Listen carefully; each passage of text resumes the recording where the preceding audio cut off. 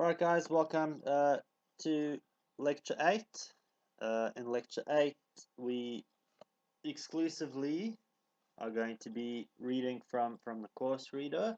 So when you're doing this one, make sure that you have your course reader in front of you, and I'll alert you to what passages to highlight and so forth. We are doing this article. Take a look. It is Sergio Pacifici, Notes Toward a Definition of Neorealism. And you would remember that I told you guys last time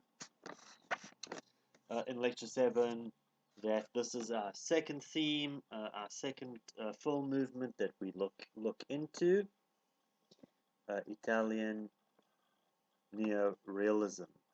And the first thing that you want to do, and you want to write at the top of the article, is that the whole time you're thinking about Italian neorealism, you want to think about the South African context the whole time. We know that Eisenstein, when we looked at the first theme, when we looked at the Soviets, he produced the technical form that is useful to all filmmakers and used by all filmmakers, from commercial filmmakers like in advertising, in music videos, in critical cinema. It extends to all forms of filmmaking. But when we think about the Italian neorealists, they are particularly useful and helpful for South African filmmakers or South African documentarians, right? They're going to be particularly useful for us and our context, because there's a lot of similarities between South Africa 2020 and the Italy of the 40s and the early 50s that the neorealists spoke of or filmed, right? There's a lot of similarities, so it's very interesting. Okay, so we are on that first page, right? Notes toward a definition of neorealism by Sergio Pacifici, and you want to drop down to the very bottom, right? So you're going to drop down to the bottom of that page, and you'll see that the subheading there is called a background of parochialism, right? And so what is parochialism? That's the first question you would ask, and the answer is parochialism is something that is of a limited or a narrow outlook, right? So it's kind of like a tunnel vision, something that is limited, something that is narrow. That's what parochialism would be. And so what we're really talking about in this parochialism is about Italian art or Italian culture in general. So you kind of want to write A, or subsection A, Italian art, Italian culture. Before we talk about Italian cinema, so remember, we're doing Italian art and culture first. We move into Italian cinema because it's an expression of that art and culture. And then we go into the very specific form of cinema that is Italian neorealism. So it's like a funnel. We go from a very broad perspective and we kind of funnel down. So this first subheading next to this, you can write this next to a background of parochialism, is A, Italian art and culture. And we said parochialism is a limited or narrow outlook, and so you can see that the criticism is going to be that Italian art and Italian culture certainly did have a very limited outlook, a very, very narrow outlook. It missed a lot. And you'll remember from last week's lecture when we spoke about sorry, I've been distracted. We spoke about last week that indeed Italian cinema in general completely ignored kind of the realities of most Italians. It was all about glitz, glamour, and the glorification of the country, the glorification of Italy. So indeed it did have a very narrow outlook. So we're turning the page. We move to page 45, right? We move to page 45.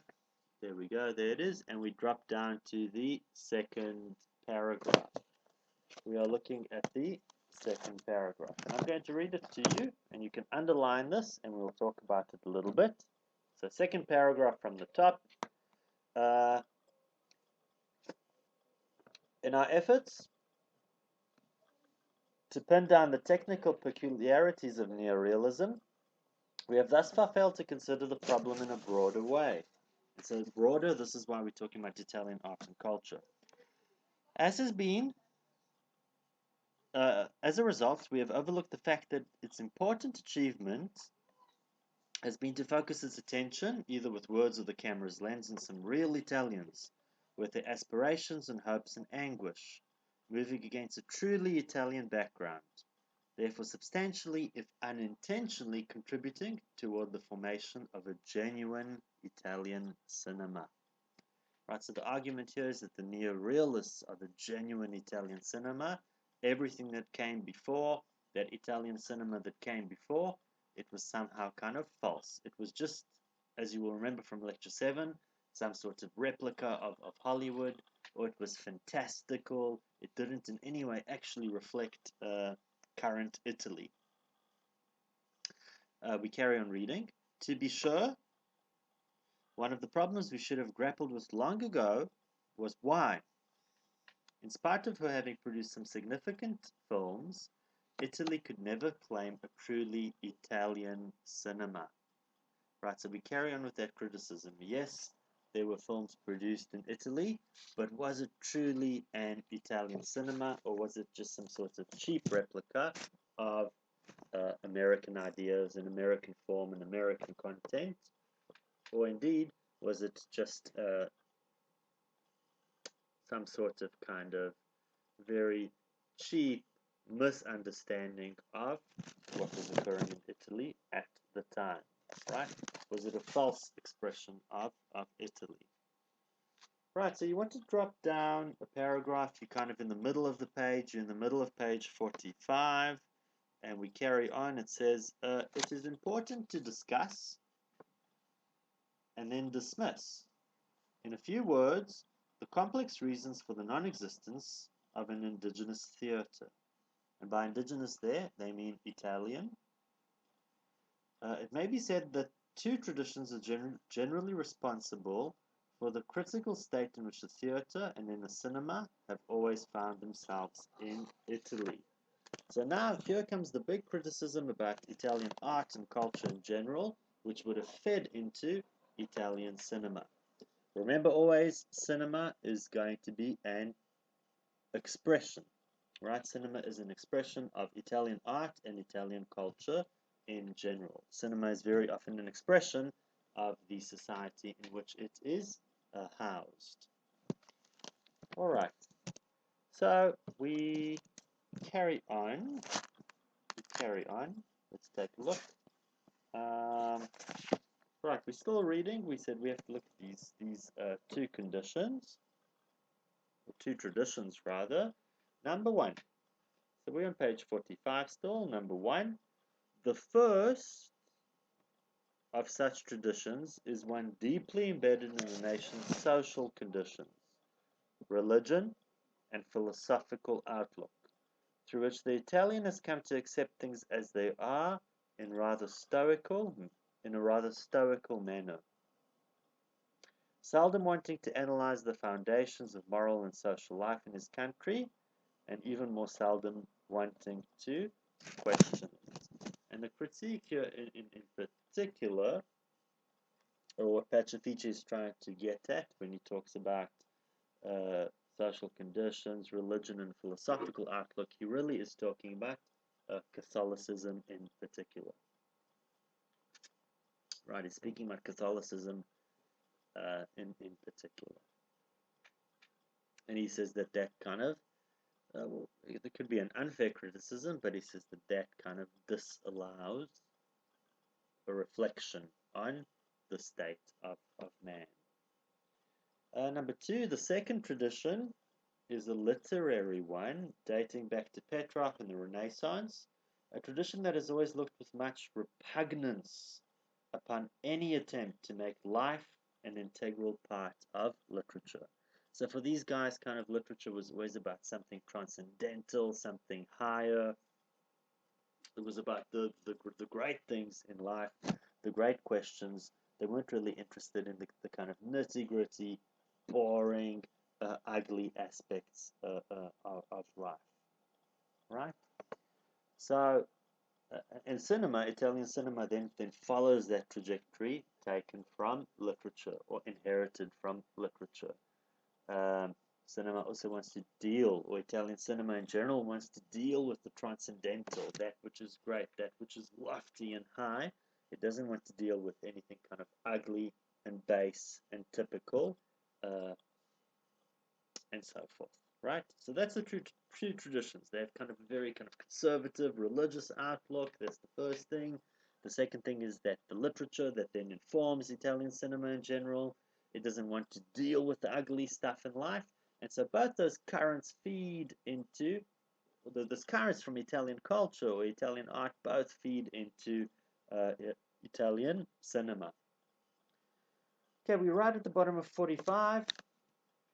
It is impossible, of course, to explain logically how the first tradition came into being and became rooted in the very fabric of Italian life. On the other hand, and this is top of 46, it is at least feasible to speculate that the second tradition was made possible by a long record of failure in military and political matters.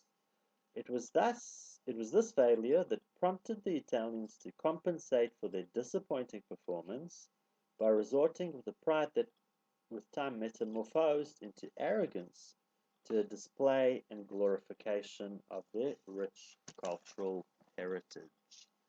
Right. So we know, of course, Italy. When we think of Italy, we think of Rome and the Roman Empire. Um, the glorious Roman Empire and all of that it achieved. So what Italian literature and then cinema was guilty of was a glorification of that past, right? A glorification of that time. So they wouldn't really look at the present.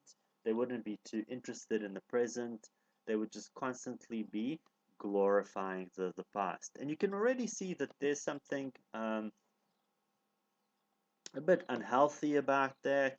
If you are consistently, on a personal or political or societal level, consistently glorifying the past, it's not a good kind of state to be in, right? Because then, of course, the question is, well, what about the present? Are you reflecting on the present in any form whatsoever? Or are you just always looking at the past? Right, so we carry on reading. As this pride, every Italian instinctively felt for the cultural achievements of his country turned into adulation. It became more and more difficult to work outside the tradition.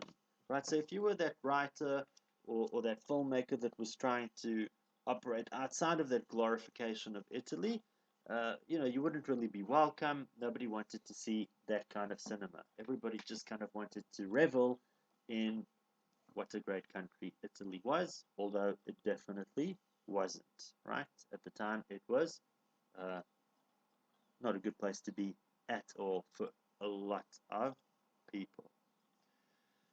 In literature, and later in the cinema, as generally in many of the arts, few works that bore the mark of nonconformity and experiment made their appearance through the first part of the present century. And they're talking about the 20th century.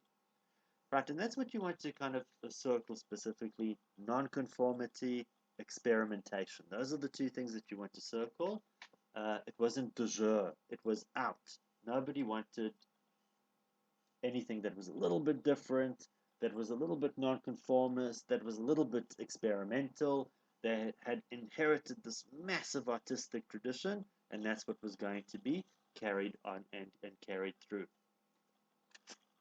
Right, that's what was going to be carried on and carried through, come hell or high water. If you were a filmmaker or a writer or any kind of artist trying to operate outside of that, nobody was too interested in your work. It would kind of be shunned and marginalized. And again, that isn't healthy.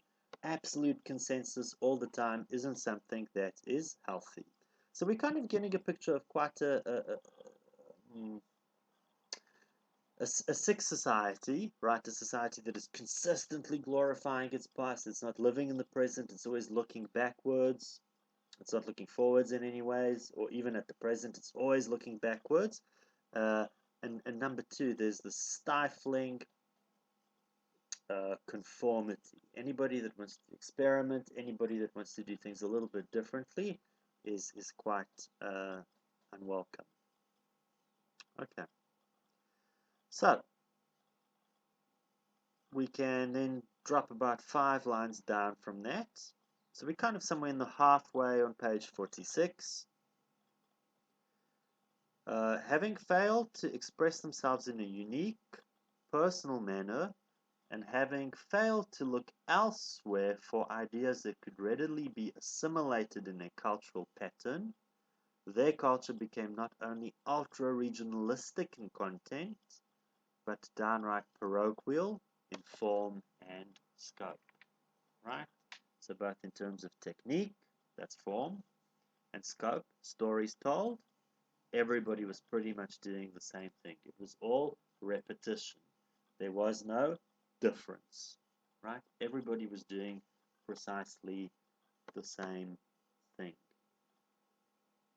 right? And it was a repetition of problematic topics. As we said, it is problematic to constantly glorify the past. It is problematic to just operate within the status quo.